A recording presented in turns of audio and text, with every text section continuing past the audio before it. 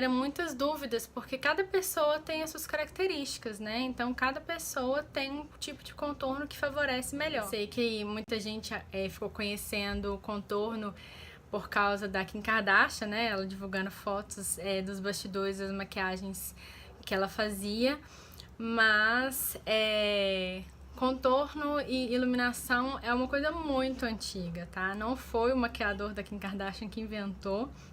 É uma técnica usada desde o final do século XIX na maquiagem cinematográfica, porque naquela época o cinema era mudo, preto e branco, e os maquiadores utilizavam esse contraste de luz e sombra para poder dar uma melhor feição, né, para os atores, para dar uma melhor expressão para eles. E o contorno, como a gente conhece hoje, ele passou a ser usado no mundo da moda, pelas celebridades, apenas no final dos anos 80, quando um maquiador muito famoso de celebridades, né, chamado Kevin Culkin, ele começou a maquiar modelos e celebridades para as capas de revistas, para as editoriais, utilizando essa técnica. Inclusive, ele tem livros publicados sobre o assunto. Então, se expandiu, saiu dos bastidores do cinema e foi parar nas revistas, nas passarelas, por causa disso. E o que acontece? O contorno e a iluminação, ele é uma técnica que ajuda a melhorar as proporções do rosto, né? Ele consegue afinar, ele consegue dar um volume para as áreas onde a gente quer, e cada pessoa, além do formato do rosto, tem características peculiares, então não é só o formato do rosto que a gente deve levar em consideração na hora de determinar quais contornos e quais iluminações melhor trabalhar em cada tipo de rosto. O principal ponto que a gente deve se ater é a proporção áurea. E o que é proporção áurea? Ela é um número irracional infinito, que na matemática ele é representado pela letra grega Φ, PHI, que segundo os matemáticos é um número que ele é obtido de uma conta através de figuras geométricas, que quando chega nesse valor, nessa proporção áurea, é sinal de que aquele objeto ele tem uma proporção perfeita. E um cirurgião plástico, ele desenvolveu uma máscara que ficou conhecida como máscara de Φ por causa desse número matemático, que ele usou cálculos para poder chegar a qual que seria a proporção de um rosto simétrico, 100% simétrico, né? Através dessa máscara, a gente consegue analisar o rosto e ver quais que são as áreas que têm desproporção e como que a gente poderia trabalhar melhor para valorizar aquele rosto através do contorno ou da iluminação, ou através dos dois, né? Então, essa máscara, segundo os cálculos da matemática, ela tem a proporção perfeita. Então, o rosto que se encaixa aqui seria 100% simétrico. É importante falar que praticamente ninguém se encaixa 100% nela, tá? Então, ela não é, na minha opinião, um parâmetro de beleza, e sim um parâmetro de simetria mesmo, onde que a gente pode melhorar e trabalhar de forma que o contorno não vá gerar uma distorção ao invés de gerar uma melhoria. A montagem que eu fiz do meu rosto. E a primeira coisa que dá pra notar pelo meu rosto é que o meu queixo, ele não se encaixa dentro da máscara, tá vendo? Ele fica pra fora da máscara. Então, a princípio, essa parte do meu rosto, ela tá fora de simetria de acordo com o restante do rosto. Mas outras partes também não ficam 100% encaixadas. Não sei se aí vai conseguir ver, porque tá um pouco longe, tá refletindo a luz, mas a minha sobrancelha é mais alta do que a da máscara. O meu nariz, as abas dele saem um pouquinho do desenho da máscara. A minha boca é bem maior do que o do desenho.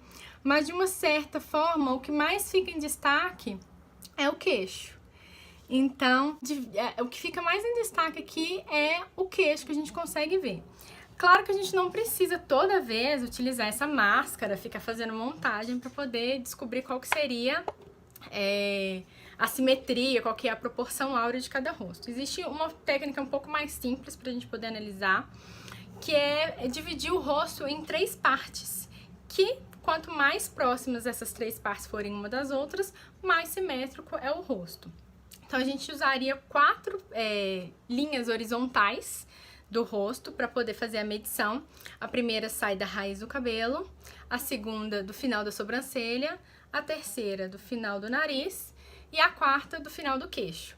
E aí a gente faz 3 quadrantes com essas 3 linhas imaginárias e com essa medição a gente consegue saber qual que é o terço que tá ou maior ou menor. Então seria mais ou menos isso aqui, ó. O primeiro terço, o segundo terço e o quarto terço. E como a gente viu na máscara, o do meu queixo, o meu maxilar, ele é mais comprido em relação aos outros 2 terços. Esse tipo de análise eu faço nas minhas alunas de automaquiagem. Então, na hora que elas chegam aqui, além de conhecer o formato do rosto, qual que é a melhor maquiagem para elas, eu ajudo elas a também entenderem isso, porque elas saem aqui aprendendo uma maquiagem, mas a maquiagem é muito mais ampla, né? Então, no dia que ela não tiver a fim de fazer um contorno, ela saber que ela pode trabalhar com a iluminação. No dia que ela quiser fazer uma maquiagem mais carregada ou quiser fazer uma maquiagem mais leve, ela sabendo a proporção do rosto, ela vai conseguir trabalhar melhor isso. Então, se você quiser aprender também, for aqui de BH, eu ensino isso também nos meus cursos de automaquiagem. Eu acho que a maquiagem não tem muito certo e errado. Ela tem aquilo que te agrada. Então, às vezes, seu nariz é fino, mas você gosta que ele seja ainda mais fino. Afina o nariz, não tem problema nenhum. Contorno também a gente trabalha as proporções verticais. E da mesma forma das horizontais, a gente divide o rosto na parte central em 3 partes, utilizando 4 retas imaginárias. A primeira vem do final da sobrancelha, a segunda rente ao nariz e as outras 2 fazendo a mesma proporção. E quando a gente faz essa medição, a gente consegue ter uma noção tanto do tamanho dos olhos, a distância entre eles, para poder definir qual tipo de técnica de olho mais favorece aquele olho, e também para definir a largura do nariz, se ele realmente precisa de um contorno, se só uma iluminação é suficiente. Uma forma, inclusive, da gente não ficar fazendo essas receitas de bolo que a gente vê na internet, de fazer o 3... Nem todo mundo vai precisar fazer o contorno do maxilar, da testa, iluminar o centro do rosto sempre. Tendo noção de como que é a proporção do rosto, é que a gente consegue trabalhar melhor os contornos.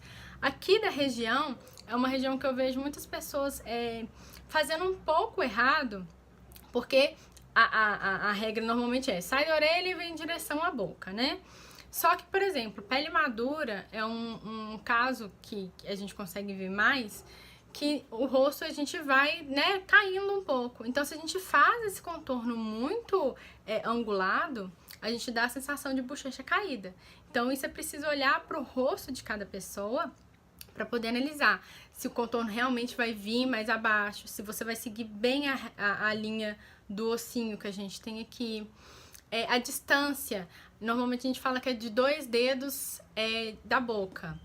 E esses 2 dedos, na verdade, vocês precisam pensar que ele tem que, na verdade, chegar aqui ao final do olho, tá vendo? No meu caso, dá. Mas a minha boca é enorme. Então, se a sua boca é pequena, às vezes esses 2 dedos vai chegar muito com contorno na frente e de frente vai parecer que você tá sujo. Contorno de nariz. Então, o contorno, ele de forma geral, ele tem que sair do final da sobrancelha e vir numa linha reta até o final dele. E aí vai depender de qual que é a intenção. Por exemplo, se a intenção é apenas afinar o nariz, você vai seguir essa proporção. Mas às vezes o nariz ele é largo e comprido. Então, se a gente simplesmente afina ele até o final, a gente continua dando a sensação de que ele é muito comprido, porque o centro fica muito iluminado. Então, você pode fazer o contorno saindo um pouco mais da metade do nariz para dar a sensação de afinação, sem dar a sensação de que ele é mais comprido. O contrário vale também. Por exemplo, às vezes o nariz é largo e ele é curtinho. Você faz o contorno sem fechar a ponta, porque senão você encurta ainda mais o nariz. E eu, particularmente, não gosto de usar iluminador no topo do nariz. Mesmo que a pessoa tenha o nariz mais larguinho, eu prefiro fazer essa iluminação através do corretivo mais claro. Porque eu sempre tenho a sensação de que quando bate a luz assim, eu tenho a sensação de que a pessoa tá suada e não iluminada. Às vezes o nariz tem aquele ossinho mais elevado, sabe? Então, quando isso acontece, o contorno a gente tem que fingir que aquele ossinho não existe. Então, o contorno a gente faz e pula ele pra gente não dar evidência, porque se a gente contorna as laterais, o ossinho que já é aumentado, quando a gente afina aqui, ele vai ficar ainda mais em evidência. Sempre gosto de fazer o contorno do nariz só com pó, eu não costumo fazer ele com contorno em creme, e eu faço depois da pele selada.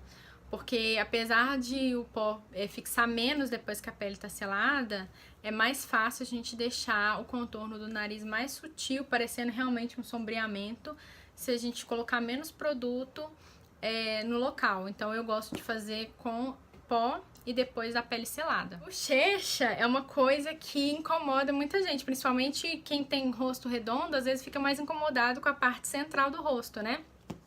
O ideal é não fazer um afinamento muito marcado, porque apesar de dar a impressão de um rosto mais fino, ele costuma deixar as bochechas mais em evidência. Então, eu prefiro trabalhar mais com blush, porque a gente trabalha essa parte central aqui, e blush, né, um tom mais bronzer, por exemplo, a gente consegue dar uma amenizada e não trazer a iluminação até embaixo. Fazer correção de olheira se tiver, mas sem iluminar muito para baixo para não trazer volume para essa região. A intenção do contorno é simular sombra, né? Sombreamento do rosto. E sombra é cinza, né? Quando a gente faz uma sombra no rosto, ela é cinza. Então, o contorno quente, aqui nas bochechas nem tanto, porque aqui a gente pode ficar parecendo bronzer mesmo. Mas nas outras áreas do rosto, fica parecendo sujeira.